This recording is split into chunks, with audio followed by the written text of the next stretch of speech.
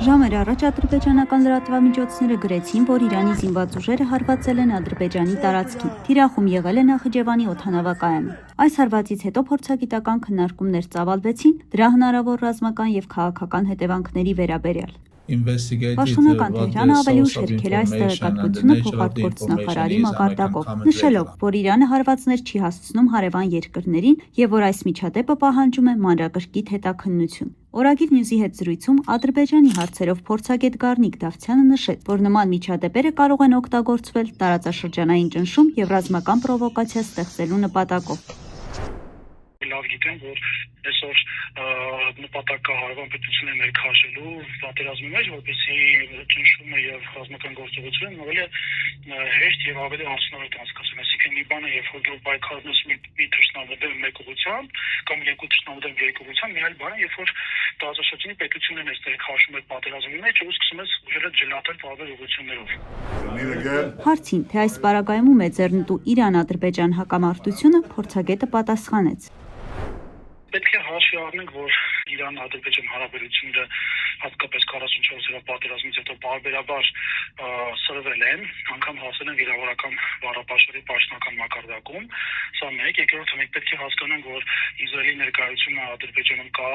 եւ ռազմական տեխնոլոգիաների համատեքստում եւ վարկածներ կան, որ այնտեղ նույնպես ռազմական գործիչներ ներկա, այսինքն ունեն ինչ-որ նստավայր, որտեղ իրականացվում հետախուզություն Իրանի նկատմամբ, սա թերևս հաստատ ապացուցված բան չէ, բայց առնվազն փորձագիտական դաշտում եւ քաղաքական դաշտում շատ քննարկվող հանգամանք է, սրա մասին չպետք է մոռանանք։ Մյուս հատվածը պետք է դիտարկենք, որ այսօր, եթե չեմ սխալվում, Բաքու-Ջեյրան այդ գազատարի 30%-ի փայաբաժինը պատկանում է Իսրայելին։ Դավթյանը նշում է, որ Իրանի թիրախում հիմնականում ԱՄՆ ռազմական եւ տնտեսական օբյեկտներն են։ Ինչ վերաբերվում է դեռևս կյանքի չկոչված Սթիփի ուղուն, Դավթյանը նկատեց. Մենք ունենք այստեղ թրիփ նախագիծը, որը դեռևս գետնի վրա գործածելի չէ, զուտ կա պայմանագրային, այսպես ասած, ընկալում եւ իմ խորին համոզմամբ, եթե արդեն թրիփը գործած լիներ կամ այս պատերազմը լիներ ենթադրենք 5 տարի հետո, շատ հավանական է, որ հարվածները նույնպես լինեն թրիփի։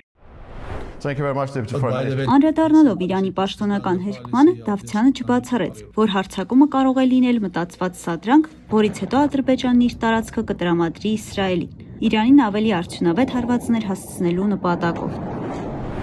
Ավելի շատ ես տեսնում եմ հենց ռազմական պրովոկացիա իրականացնելը, ու մենք լավ գիտենք, որ նման մոտեցում կա նաև ռուս-ուկրաինական կոնֆլիկտի ժամանակ, երբ ամեն բան արվում է տարածաշրջանի պետություններին, Ռուսաստանին հարևան, օրինակ Վրաստանին, ներքաշել պատերազմի մեջ, տարբեր հայտարարություններով, վախի տարածմամբ, ինչը չհաջողվեց, հետևաբար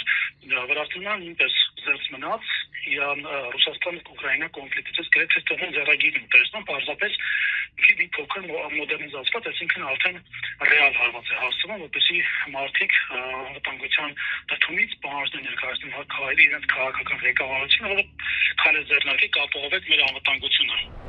Փորձագետը հավելեց, որ այս միջադեպի նպատակը կարող է լինել միաժամանակ մի քանի ուղղություններով ռազմական սադրանք հրահրելն ու տարածաշրջանի պետությունների վրա վերահսկողություն հաստատելը։ Մերի Հակոբյան, Օրագիր Նյուզ։